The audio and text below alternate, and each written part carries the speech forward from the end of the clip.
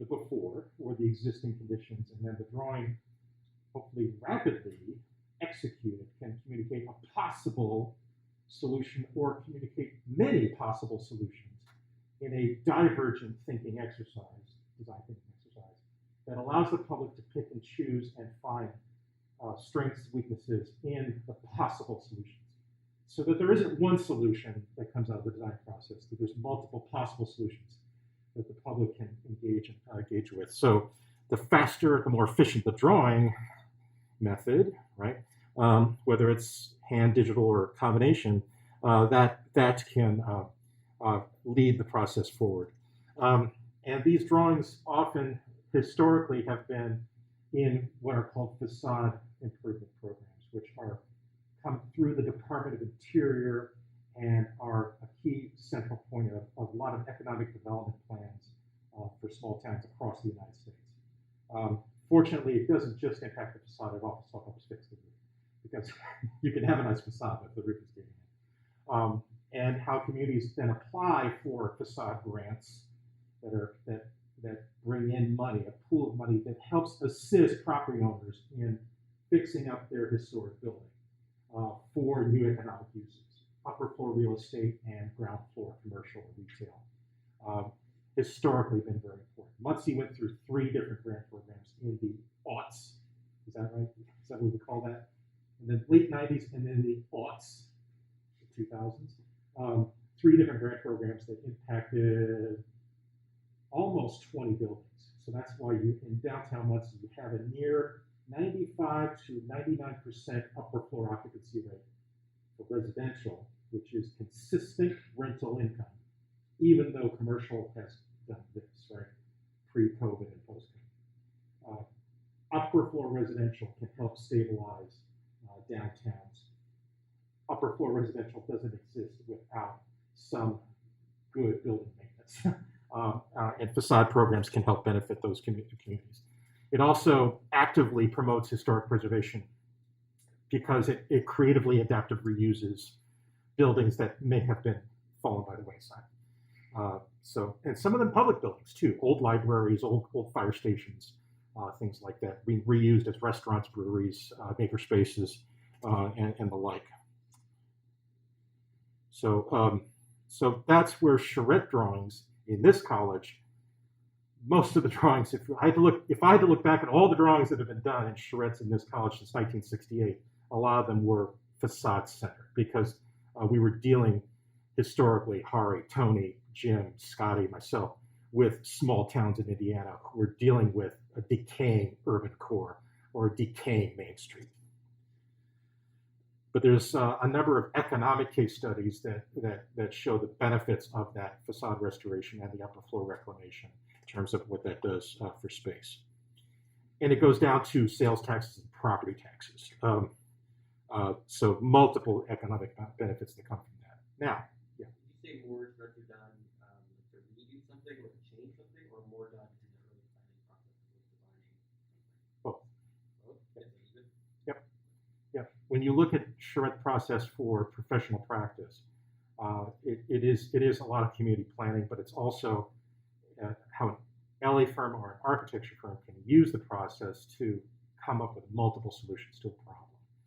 Some are internal and some are external. The charrette process in particular is very helpful for firms who are dealing with public facilities like a church or a library, which they don't have a lot of billable hours to work with, but they have a lot of people they need to talk to.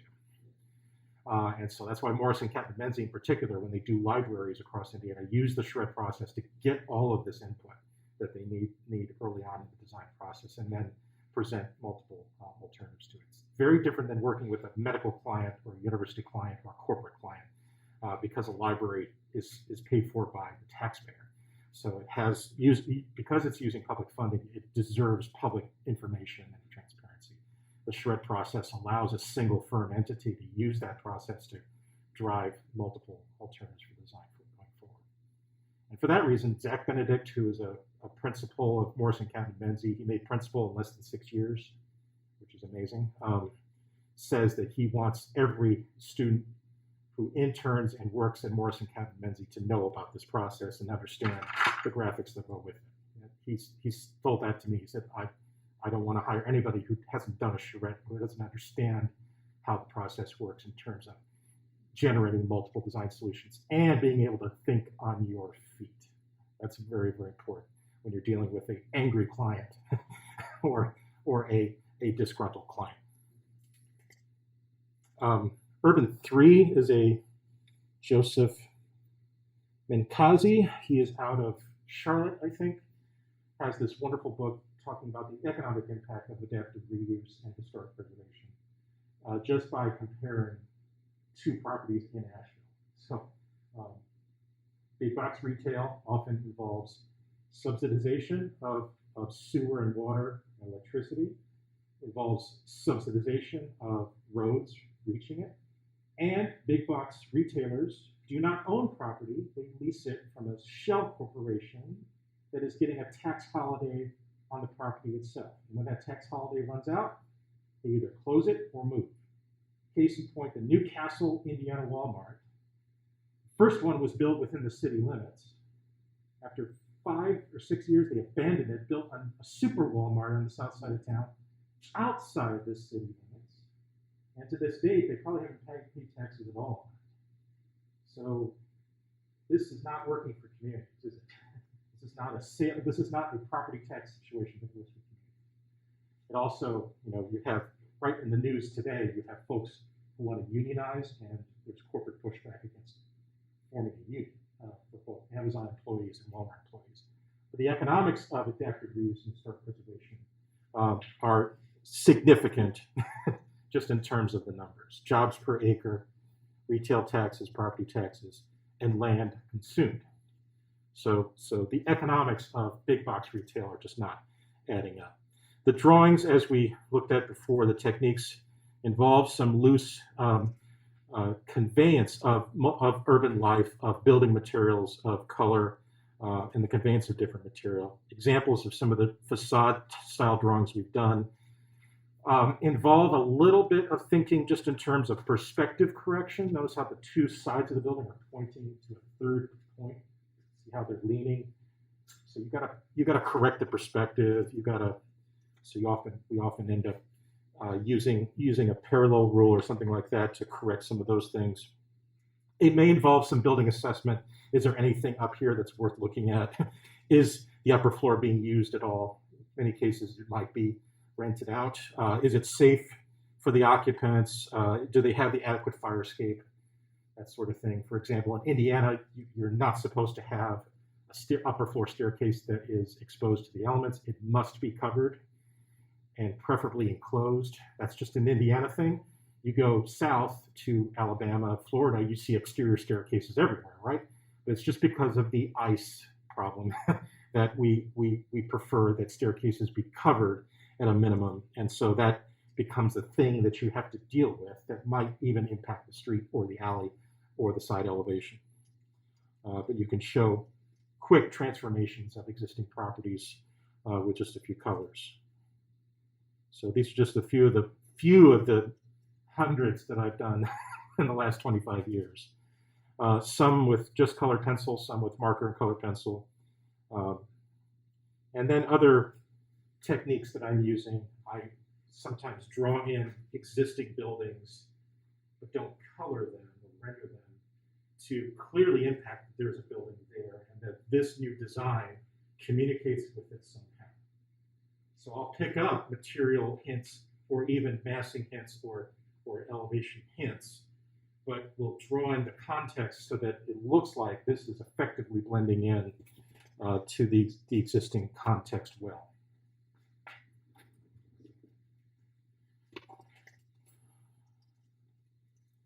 And this one was exhibited at the Congress for New Urbanism a couple years ago. So the drawings get around. At a charrette, we will print off existing photographs and sometimes draw directly on them. And that creates an opportunity for collaboration with historic preservation students in particular who are looking at specific building materials in an assessment of the condition of a building. And then we might even start the first overlay directly on that printout. So that's what that starts to look at. This is Lowell for those of you from Northeast Indiana.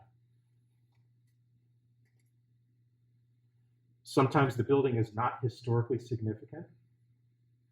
Okay, right? This is post-World War II, single-story, Lake County sprawl is what it is, right? People left Erie and they started to populate the other towns in Lake County. And so they built fast, cheaply, and quickly in the 1950s. So that's not historically significant to save per se, but that's where your application of material and color and proportion and rhythm, all those good things that are built into your brain, can make a non-historically significant building fit in with a historic context much better, be much more friendly to that. Buildings that have become billboards in the 70s and 80s and 90s, which is another tendency, a no-no, oh my God, I can't believe they did that. But a lot of buildings have become billboards just by covering up their upper floors. So bringing that back and communicating that you can, in fact, even if it is a corporate chain, that it can fit into a walkable, historically friendly context. And then the same methods start to apply to perspective drawings as well, before and after situations. This is for Bremen, Indiana, which is up near Mishawaka. The front elevation is really, these are really valuable photographs to get when you're early on, working with the town early on. You basically walk up and down every street and you shoot a composite of those. You have to deal with the perspective distortion. So in Photoshop, we'll take these photographs together, we'll mask them using the algorithm, but then we'll sometimes frame one off and then change the perspective under the perspective warp, skew, distort tools to correct the perspective distortion. Otherwise, these lines would not be parallel to each other. That creates a little bit of work, but it's really valuable because if you can correct the perspective, then that makes the drawing that much easier. Google Earth, the camera is mounted at about 7 feet. That's nice because it shoots over the cars. It shoots over parked cars, but it does not describe eye level. Just remember, if you're using Google Earth to do this, it can be done, but your horizon line is actually higher than you would be if you were standing there looking at the building, because the camera is mounted on a 4-door sedan, approximately 7 feet above the ground. And it's there because it's shooting imagery over the cars.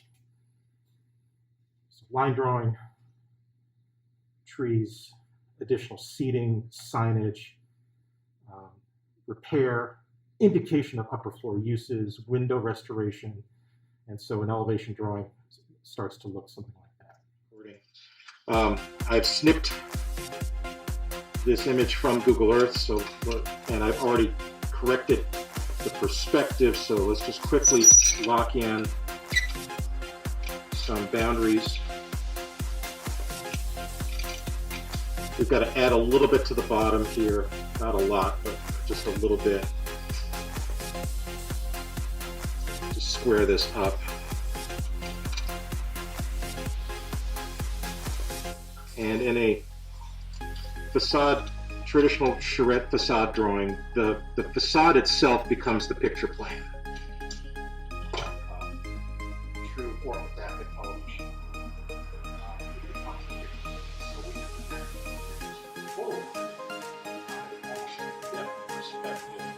You can see we have to correct a couple things too. See how this awning looks like it's going to the right, and this awning is going to the right. This is Google Earth stitches these images together with an algorithm. So a lot of things are not, we wouldn't draw it this way. We would correct it in the sense that this would project forward. They wouldn't project to the right any further. But we can see that this is clearly a remodeling of this portion of the facade. This is probably the most likely that would have contained the storefront, the door, and the clerestory glass, which and the sign plates, which would have projected light, natural light, into the storefront. So prismatic glass was often used for that, or sometimes stained glass.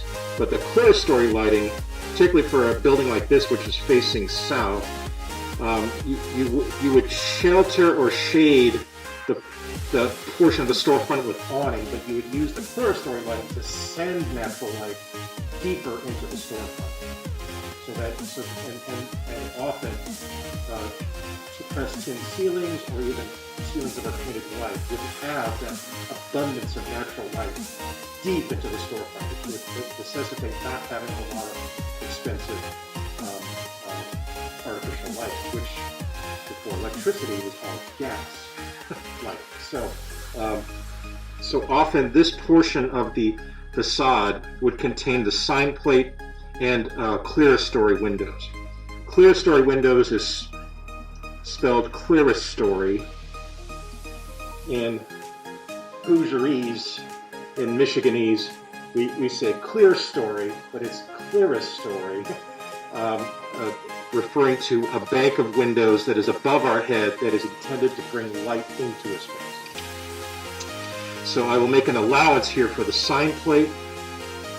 The sign plate is typically metal to contain the signs. I'll make an allowance there. Any awning then would drop like so underneath the sign plate, and then we would have clerestory windows going up to, you can see there's a little bit of a lintel right there. That's a good hint of where the clerestory would have been. So I'll replicate that. See that little bit right there, that lintel there is a good indicator. Also, the thickness of this column is an indicator of how thick the bearing wall is. So this would probably be double white meaning double red, triple white, red. Exterior bearing wall. So that thickness gets reflected in the facade here. So, and we can see it over here as well. That's the thickness of what's called the party wall actually. We say party wall in Indiana, Michigan, but it's party wall, meaning partition wall. The brick bearing wall is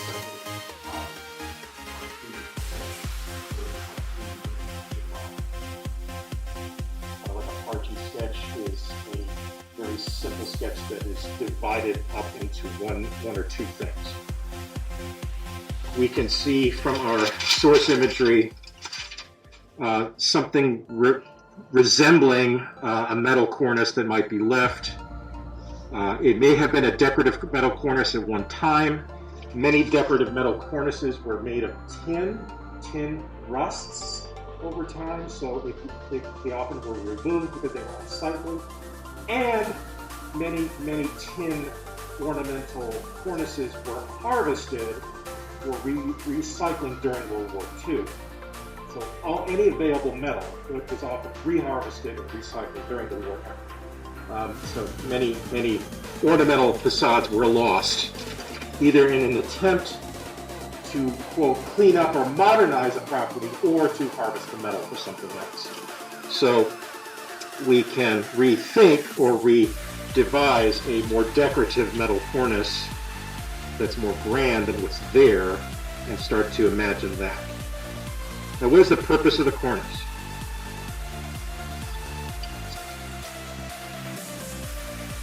Cornice means crown, right? What's the purpose of the cornice functionally in the Italian architecture?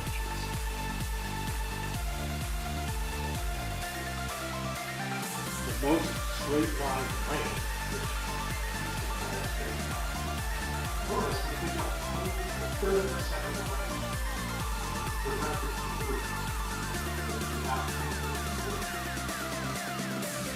Now, winds all the time.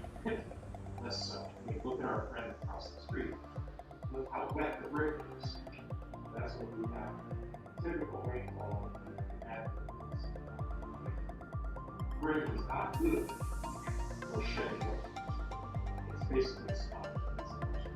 So any architect who specifies brick has to deal with the specifications of what's inside the cabinet. I like that word set.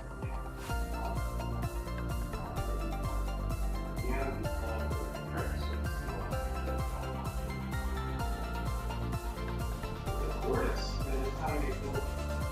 That's the sod. Incorrect. That's a function. That's a purpose.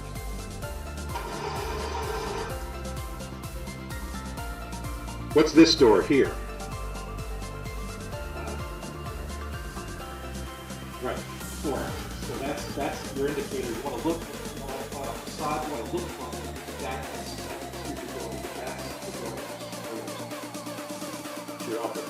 So that's a door you want to preserve and make sure you don't block up.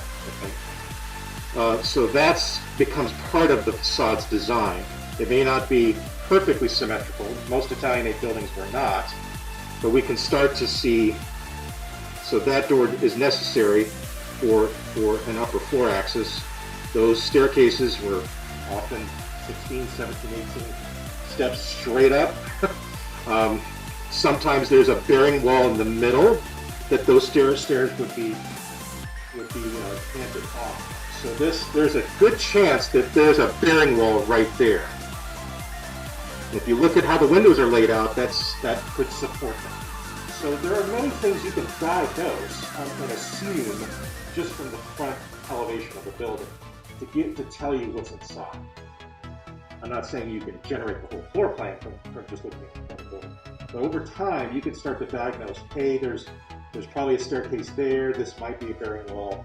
And if you look at sort of the general distance of what was available then in terms of timber spans, chances are there's more than likely that there's a bearing wall right in the middle of that building. So that has to factor in as well.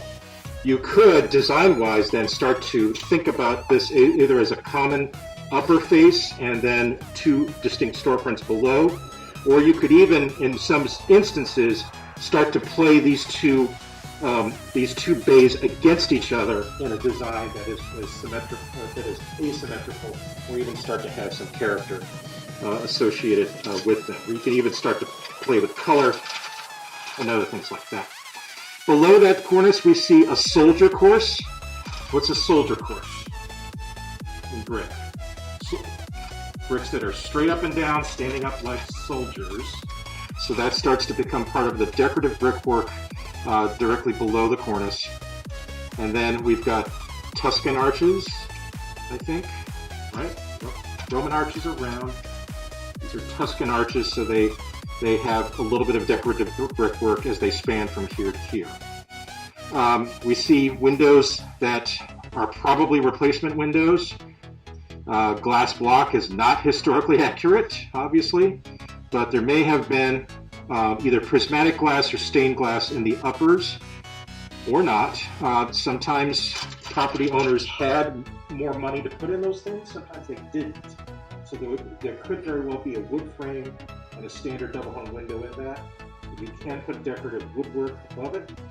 For folks who had more money, they could put in prismatic glass or stained glass on that upper yeah. My sister restores stained glass, and she has her sources she purchases it. She's a big customer of Kokomo opalescent glass. And Kokomo, which is still producing a lot of these very, very decorative glass.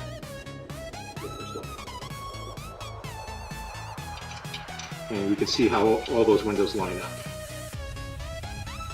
So from there, we can see the storefront is angled in to the door. If we look at it in Google Earth again, if we can confirm that.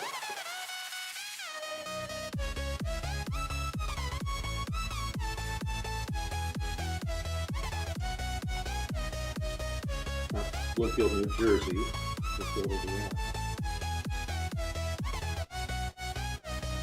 So the door to the storefront is right there. There's two angles leading into it, and it looks like it's similarly that the door is there. There's a portion of the storefront that angles in, and a portion of it that is flush with the sidewalk. So I'll just locate the door, and then you don't need to change a lot here. So we just need to know where the door is going to be to each storefront, and then we can divide those appropriately. back to Bloomfield here. It's just right on the corner of the courthouse square.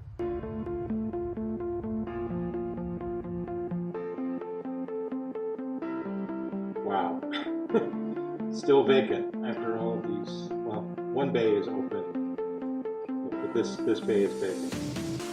Yeah, that confirms a lot of our suspicions here. More detail here on the Google Earth view. Give you a character of the cornice and the brick. But our door is going to be there. Storefront kick plate.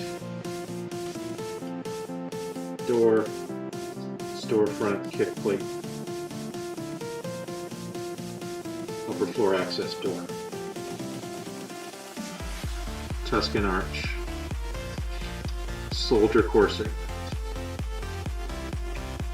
Not going to draw all of it in this first overlay. We just need to use this first overlay to indicate enough that will show through the trace paper that we will pick up in ink. But there's no need to draw all of it on this first overlay. Just enough information to show through the successive layers of trace. As far as our little neighbor goes, we want to decide how much of it we're keeping and what we're not keeping. Not exactly a detailed building, right? It's a mid-century building, probably late 40s, early 50s. So we can decide how much of it we want to keep. It's basically divided in half, like so, with plain brick and a storefront to its left. And a planter, a brick planter next to its door. So I'm going to locate the door based on the imagery and the plate glass window there. Google Earth provides us with a image that is taken approximately 7 feet above the street surface, so it gets over all the vehicles that are parked there. So that gives us information to start to sketch the elevation together. So if we keep this window as is, then it looks something like this. If we keep the awning as is, it's a steel and aluminum awning, and the door is a standard aluminum glass door with just brick detailing above. That's if we choose to keep all of that.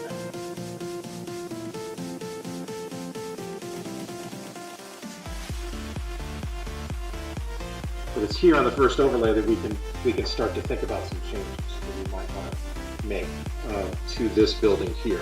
Either eliminating it entirely or adding onto it in a creative way.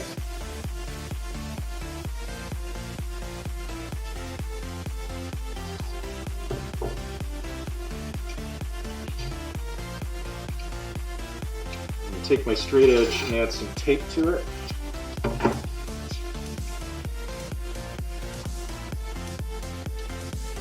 Place tape there on the blade, fold it like so, secure it. This protects the blade of the straight edge with any marker mess. And pretend that there's a little coffee shop there or something like that. Something that's easy to walk to from the courthouse on this main floor, but then maybe the owner lives above it, or there's additional seating up in here, something of that nature. So chances are, based on our assumptions of the sign plate, the clearest story, that the floor thickness of our neighboring building is probably there. That's probably where the floor joists are. So if we were to add on to this building, we might add on additional roof deck or floor joists to support additional weight. Maybe an apartment or a loft, some additional seating or something like that. But here in elevation view, we can get very creative if we want. So I'm gonna, with my protected blade here, I'm just going to put in some fun timber framing.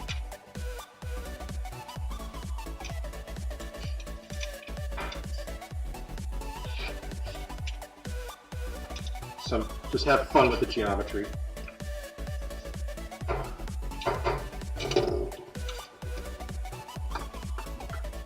Something interesting and different.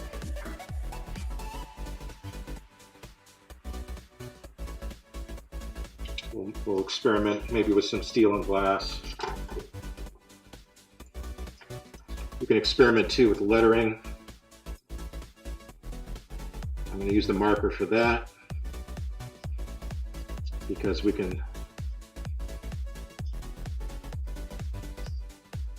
add line weight around it. And I will make some reference lines to the existing windows to kind of guide where new windows might go. So make some reference lines to those. And then that becomes a geometric pattern. Then we can divide to find the center, and divide again, divide it into fourths, and you've got 4 equal parts that you can respond to with windows. This is simple geometric division. You take this span here and then divide it roughly into four parts. And I'm going to start to imagine glass popping into those portions there. See how that works? Take any area, you can divide it in half, then divide it into fourths, and that can be a grid, which you can start to lay in fresh windows. If we have a funky roof like this, we need to collect the water and channel it down, so there's probably a scupper here. Scupper, one of my favorite words. So collecting snow and ice and water and bringing it down to street level.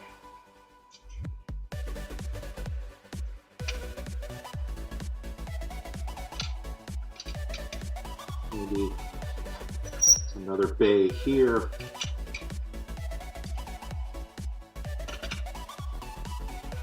Maybe more windows over here. I don't know. Play with that.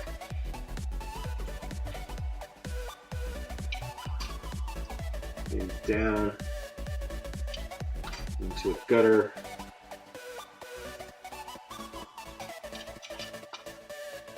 Maybe this is either additional seating or an apartment for the owner. Pick up one of the lines, maybe from one of the windows that looks about right. We'll carry this over.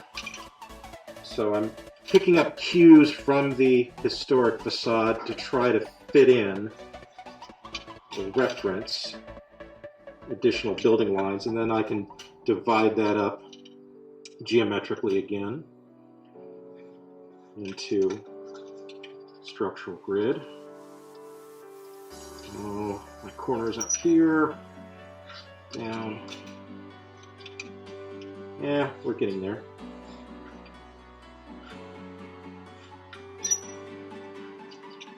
So my upper floor is starting to take shape already just with some simple geometric division. And additional funkiness. So this might be timber or metal or steel, metal, steel. A couple of different materials going on here eventually. Turn down like that. There's something interesting and funky there that will announce itself as something contemporary. Now, in historic districts, Secretary of Interior standards is standardized to preserve historic buildings. One of these requires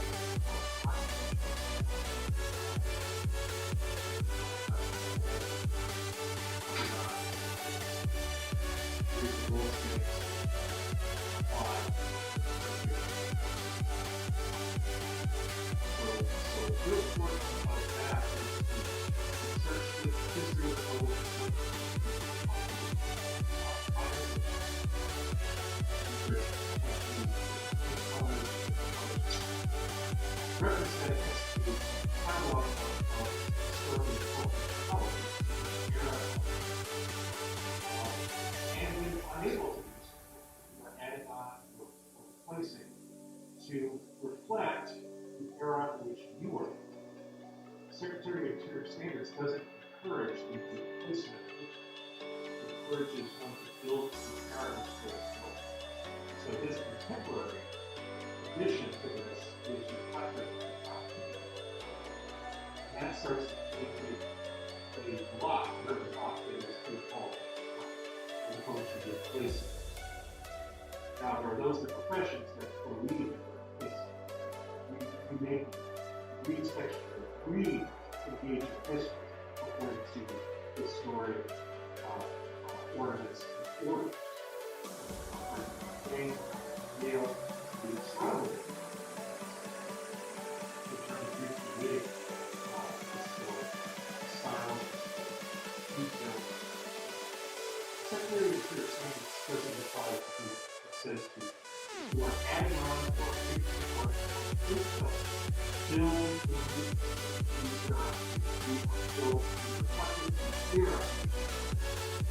So consequently, we are taking an insignificant mid-century modern edition, and we are making something appropriate for 2021 to complement our restoration of this probably 1890 era Italianate building. Okay, so if it is a cafe, then maybe we can add more transparency into this.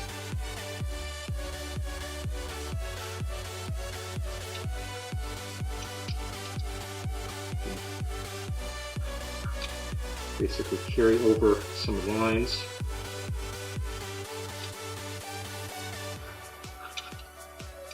And carry geometry down.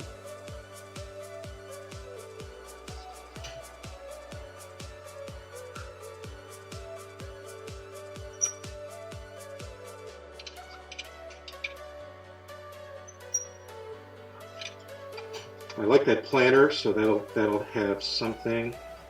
We can even add in another planter over on this side and set this back. Add something interesting to the street level, perhaps. Form of a porthole or picture window. Deal with some additional interesting things. Maybe just sort of continue with this 1950s thinking, something of that nature. Something to draw the eye into towards the door there. And maybe we alternate materials a little bit. Maybe this becomes one material and we pop in some additional windows, flower boxes. I can drop in a flower box right here. Things we would water from the upper floor.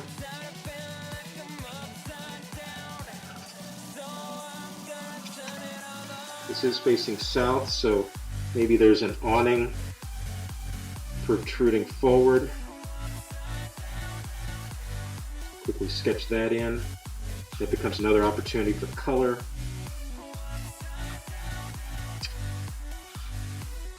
Maybe this is a window. Maybe this is a window. Let's see here.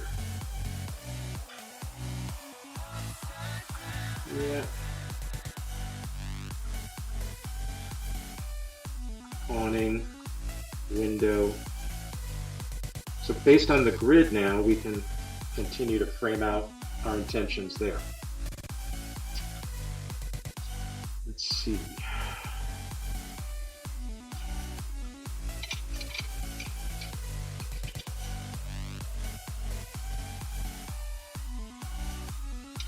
If I line up with the clear story on the historic building, we can continue to respect that and add potentially additional clear story into the building, into our little cafe. Maybe this is another window here. And maybe another clear story window here. And that'll send more light into the interior of the cafe.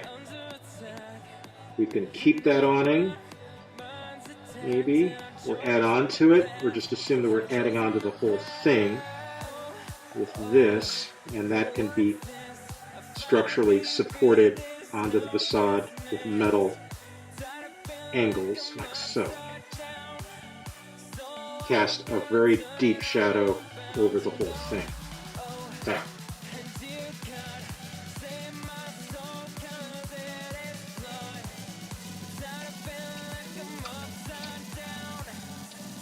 back over here, this is a large storefront window.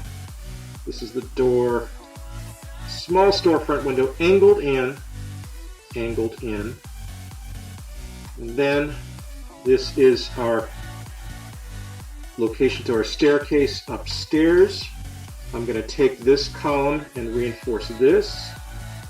And this, we assume this is a bearing wall anyway, like so, and create a central window here above the staircase door. What that can do then is bring natural light into the staircase. So this is now a window bringing light into the staircase above our staircase access door. This is brick, so we just assume that that's now a column. I then look at this rectangle. I then divide that in half.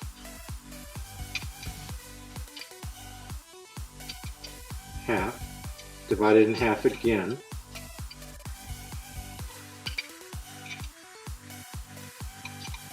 Half again. And that allows me then to pop in 4 panels of prismatic glass. This will now be a panel of prismatic glass, panel, panel, panel of prismatic glass, equally numbered, equally spaced. It'll be prismatic glass it will appear as a grid. I'll do the same over here. Notice the interruption though. We've got just a central window that is bringing light into our staircase. I'm respecting this column here and respecting this as a potential bearing wall. So the facade then responds to the structural elements, not to a unknown sense of symmetry. We're creating 2 patterns of symmetry against our understanding of the structure. Everything changes. Then I can order 4 equal panels of prismatic glass on either side. So we have a sense of symmetry for this bay and a sense of symmetry for the other bay. See what that does geometrically? 4 equal panels, 4 equal panels. Is that clear?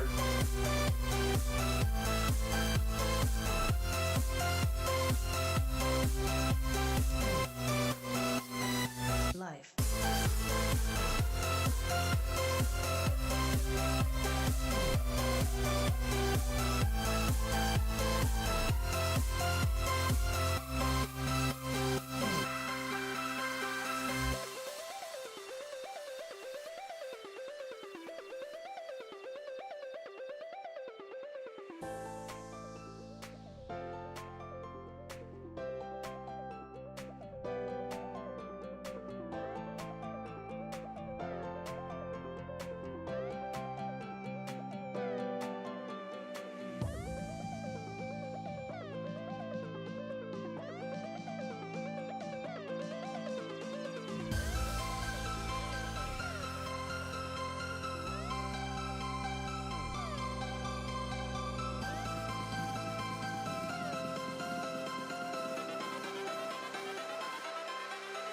Life.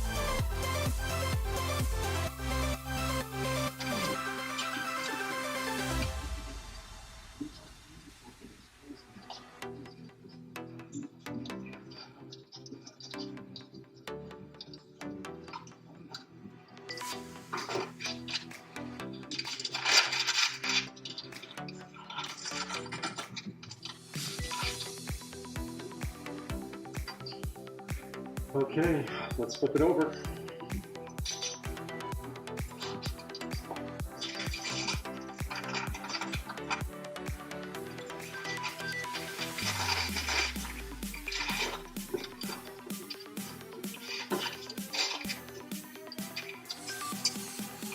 Sky blue in the upper portion of the negative space.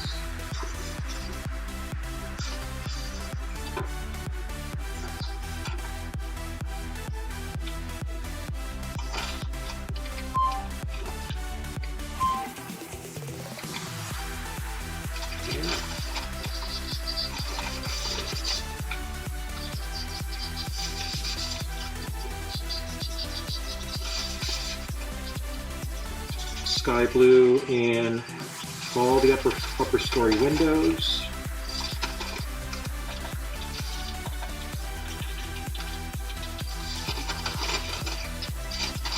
Now, they've changed paper towels on us, folks. We had the same paper towels for 30 years here. This is a new consistency of paper towels, so I don't know how to feel about that right now. But we'll make it work.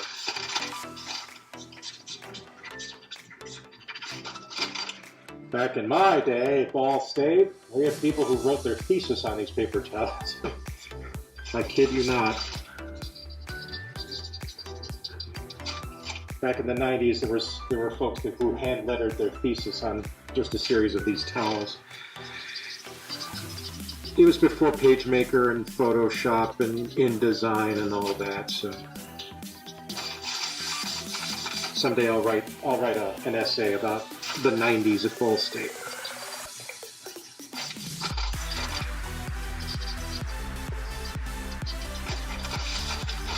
See how much my classmates remember anyway.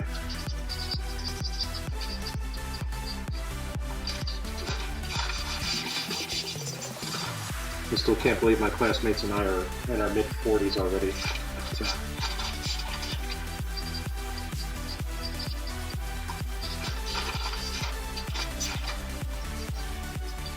Upper floors get sky blue. We're going to make this tree very transparent looking. There will be details of the building to come through, but the tree will still be noticeable. It'll just almost be like a transparent, almost transparent tree. I'm going to add a little bit of sky blue to this upper half of the storefront. This is a pretty wide street, for one. The courthouse is across the street from this, so there's still going to be quite a bit of blue here.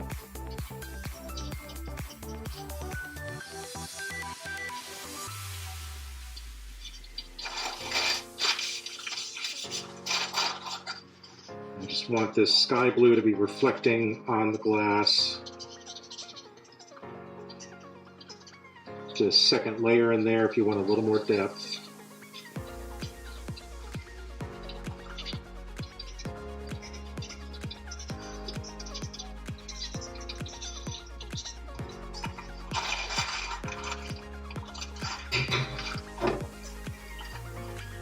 And I'll take a gray 6 and start laying in the lower story.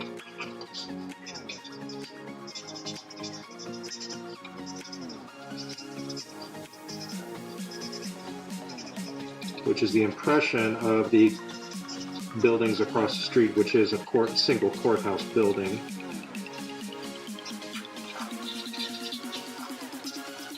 If you don't like the color combination between your 6 gray and your sky blue, we can resolve that with colored pencil.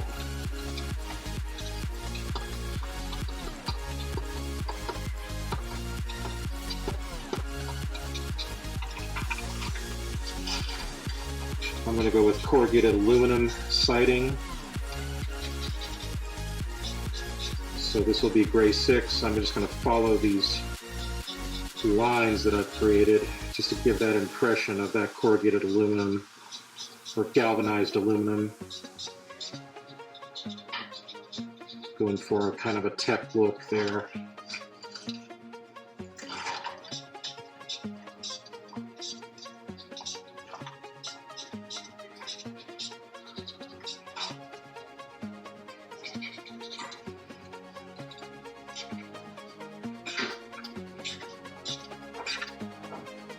with kind of a mod look.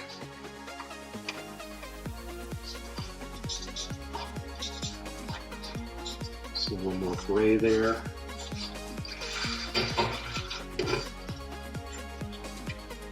Got a standard terracotta brick, the reference image there, so I can use craft brown.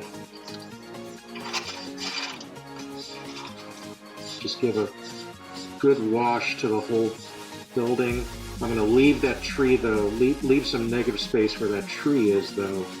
I want to bring in some foliage, but I don't need a lot. So I'm going to carry this up, back and forth.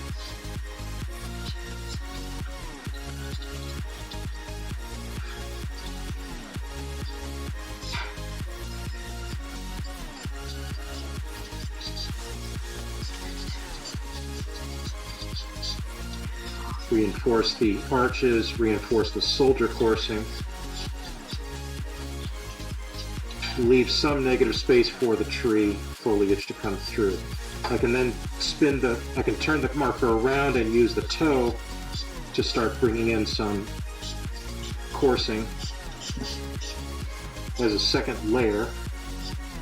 It'll give almost a watercolor feel.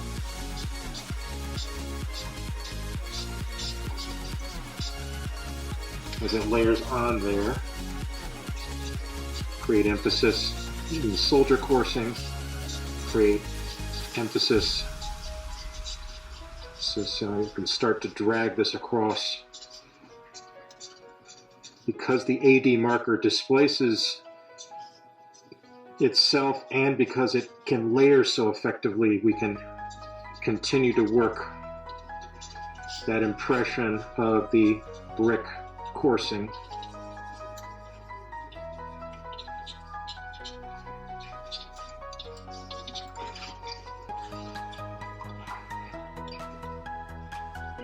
This portion of our building is brick, so I'm going to bring that in.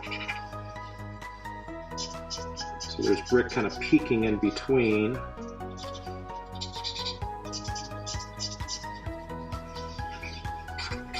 That was brick. Everything else is going to be now part of our facade.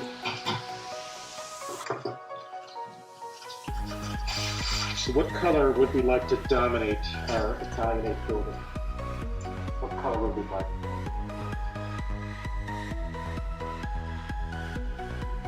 Let's go for a green.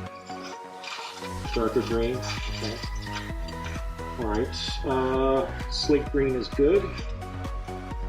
Slate green is kind of a British green that was used a lot.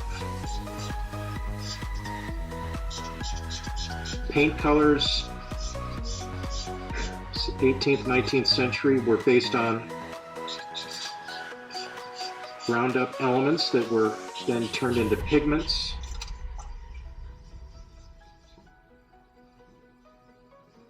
So this British green, which was used on thousands of storefronts,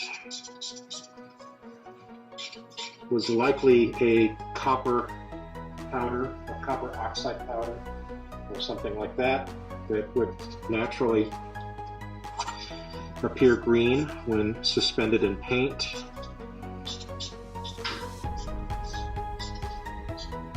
British racing green became a very popular color for early motor cars. Still popular color for the Mini.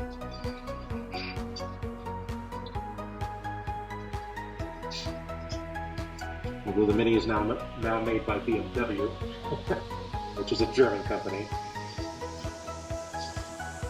So I'll carry that green up into this upper portion of these double hung windows as well. Just assume that that's a painted panel, and I'll use it for the cornice as well.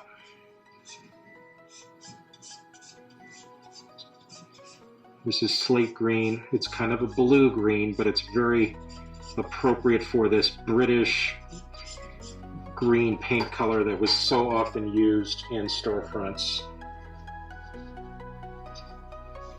I'm not doing the awning yet. We'll decide what that is in a moment.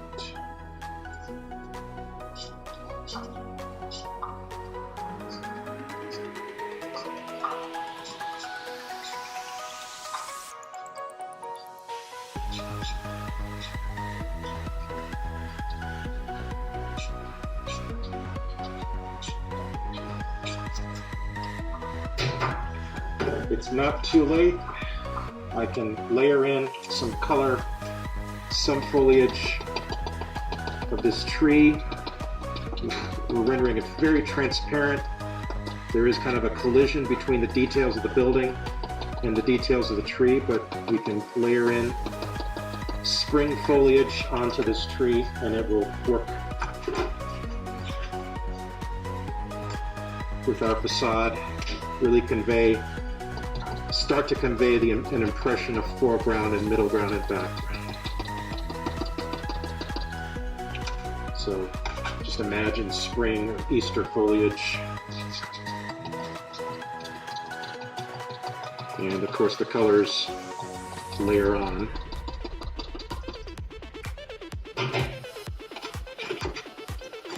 Gray for the tree trunk.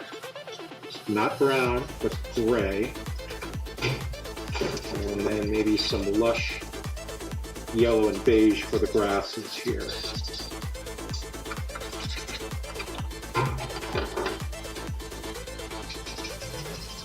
Switchgrass. Pretty commonly used here. If you're working in West Virginia or Pennsylvania, maybe Shenandoah purple grass is really popular. It's a nice purple color.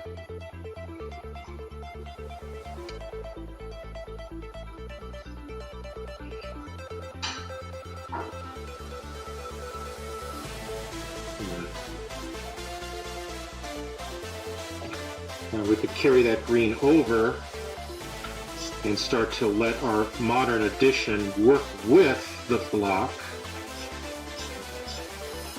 This green, of course, is identified with coffee houses because of Starbucks brand. But that could be a color for the awnings and for the flower boxes. And potentially the railing of the parklet.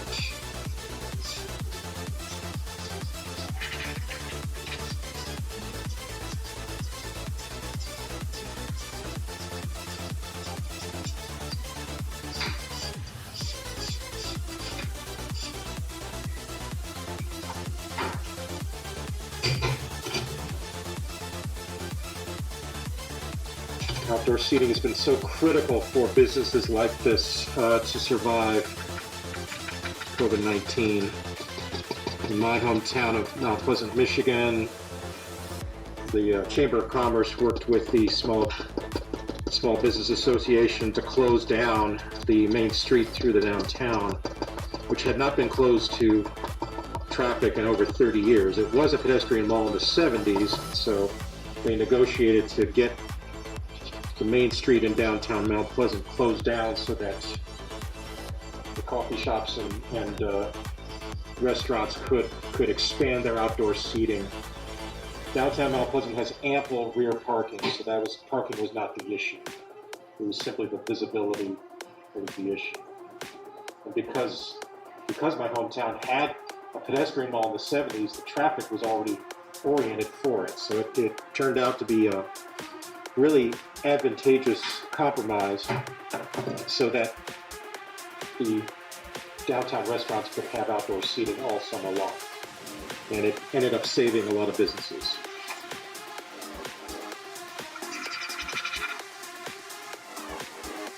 And of course, when people have outdoor seating, they learn to, they discover how much they like it. And so it's going to be a trend, I think, for a lot of y'all to be working with. I think I will just use a buff color for this here.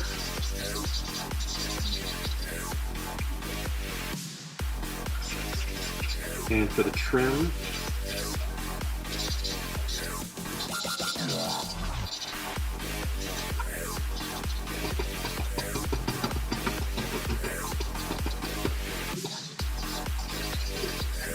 sidewalk. A little bit of 3 gray for the asphalt. Do not render asphalt black. It will take attention away from your proposal. So the 3 gray is perfect for just this little bit of foreground asphalt.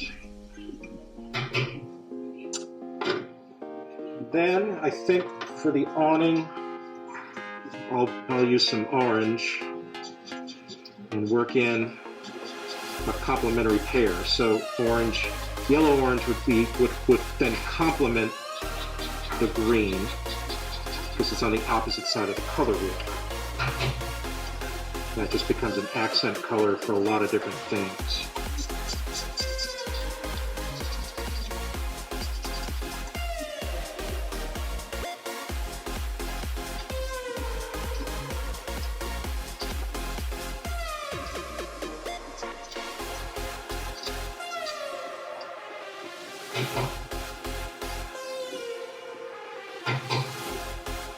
I'll reinforce those colors with color pencil. So I'll just grab an orange and start reinforcing my color decision, whatever that might be, to work with or against that green.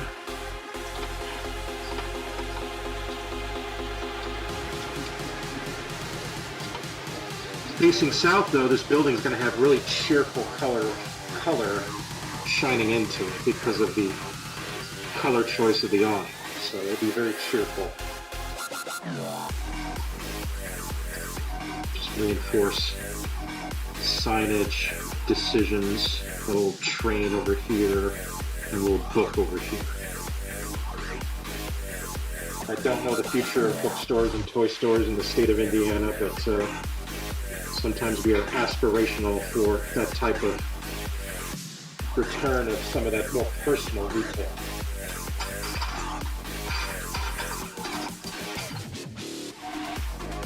A little bit of green for this translucent tree. I'm referencing a radius point here, so the stroke of the colored pencil is referring back to sort of the split here from trunk to primary branch. So that I'm rendering in the direction that's referencing this as a radius point. Very important to the look of the tree as I represent it. But that then reads as a layer of color on top of the facade there. You can blend that further, but we left a lot of negative space there so we can give the impression of a tree in front of that facade while still letting the details of the architecture show through.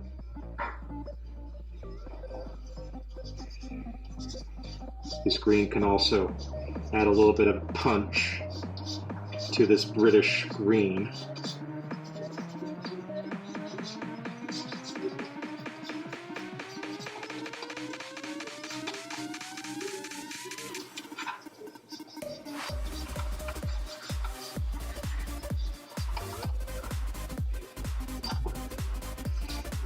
Flowers, a little more fire in there, a little more rusty orange, really punches against that green. Maybe fill in more of the letters with this accent color. If you go red against the green, it's going to look like Christmas. Orange is more of the color complement to green, yellow and orange.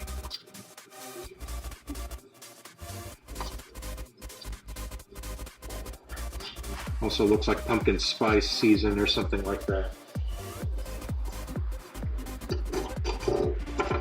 Everybody's favorite season at a coffee shop, pumpkin spice.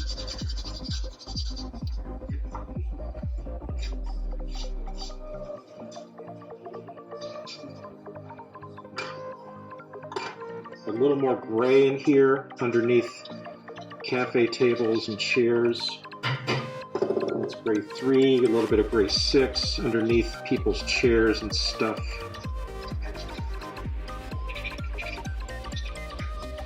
give the impression of shadows in there. Maybe a little bit of clothing color.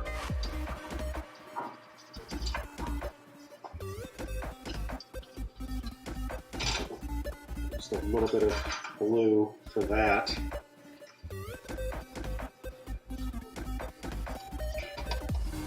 Red and blue, primary colors for clothing.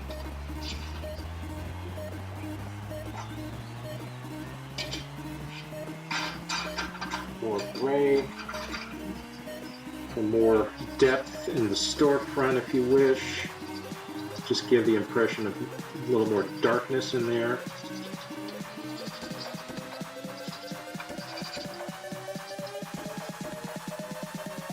Or blue in the upper floor.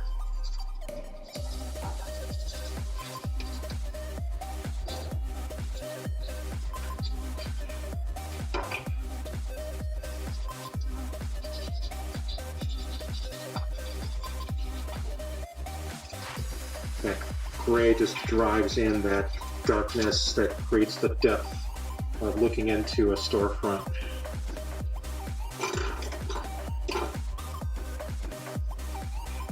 You get gaps or any wild gaps in there, take a black colored pencil and you can reinforce any gaps or lines that may be compromised by that gray. See what I'm sort of reinforcing the vertical stroke of these different lines with this black colored pencil. Just really makes those storefront windows look more pronounced. If I got any gaps in my shadow, I'll use the black colored pencil here on the back to fill them in. Just reinforces the line work on the front. Start thinking about shadows of people casting their own shadow onto the window.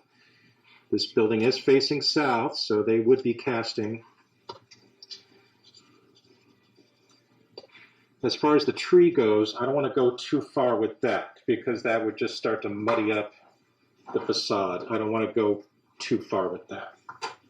We could give a little bit of gray here because then the tree is casting onto the prismatic glass, but I don't want to go too far because that could very well muddy up the entire drawing. But yes, the tree would be casting onto the facade, no question about it. It would be, but if we go too far with that, it can get muddy really fast. So be careful. Just let that tree be as transparent as it wants to be and allow the architecture to come forward. A little bit of dot always helps that too. Keep looking for gaps. Try to close up gaps or mistakes. This black colored pencil helps cover up a lot of stuff that maybe be forgotten or kind of crunched under different layers. Help you reinforce little shadow edges and reveals and overlaps.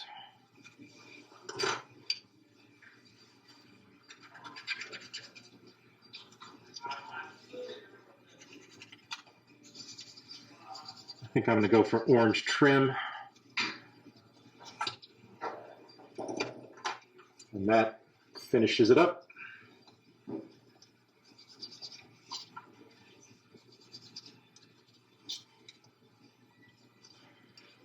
So that is our Indiana small town facade and historically appropriate or historically friendly infill piece.